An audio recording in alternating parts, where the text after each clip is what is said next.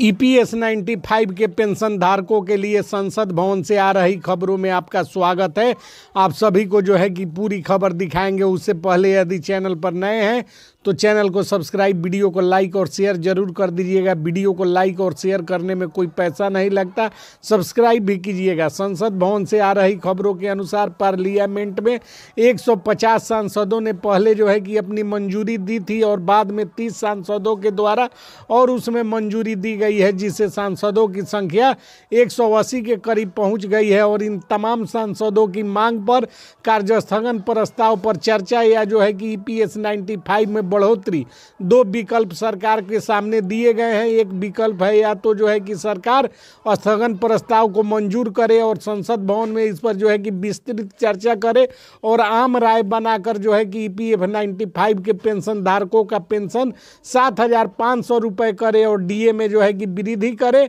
या जो है कि संसद भवन में चर्चा के लिए स्थगन प्रस्ताव को मंजूरी करे। इन तमाम खबरों के बीच आ रही खबरों के अनुसार केंद्र की मोदी सरकार 7,500 की जगह जो है कि 6,900 यानी कि 6,900 रुपये पेंशन को मंजूरी दे सकते हैं। और प्रधानमंत्री मोदी इसके लिए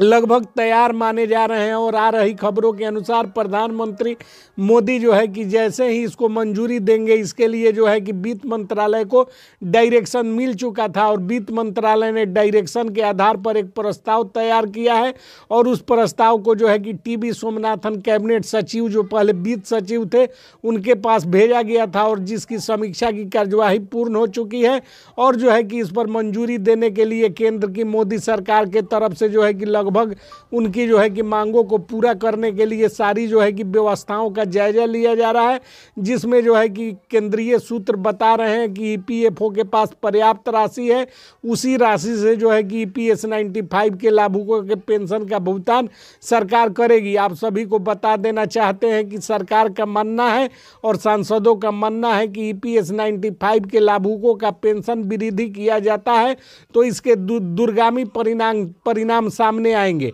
दूरगामी परिणाम से मेरा अर्थ है कि सांसदों की राय में और जो है कि केंद्र सरकार के द्वारा ईपीएस 95 की राशि बढ़ाए जाने पर जो है कि जितने भी ईपीएस 95 के लाभुक हैं वे जो है कि आत्मसम्मान से जीवन यापन कर पाएंगे, उनकी क्रय शक्ति बढ़ेगी, गरीबी उन्मूलन का जो है कि कार्यक्रम सफल होगा और क्रय शक्ति बढ़ने से जो है कि उनके जो है कि गरीबी उन्मूलन में जो है कि बहुत प्रभावी कदम माना जाएगा।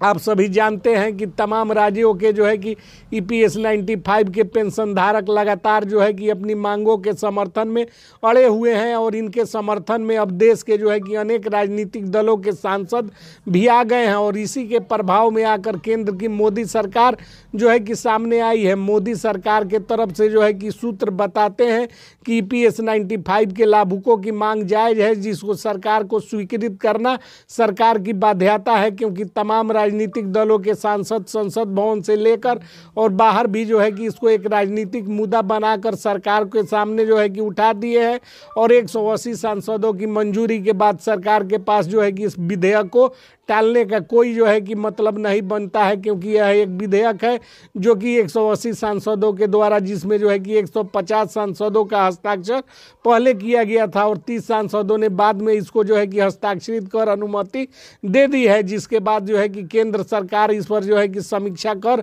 और इसे लागू करने के लिए अपने मंत्रियों के साथ, केंद्रीय कैबिनेट मंत्रियों के साथ जो है कि वार्ता कर रही है। आप सभी को यह जानकारी प्राप्त कर लेना चाहिए कि केंद्रीय वित्त मंत्रालय के द्वारा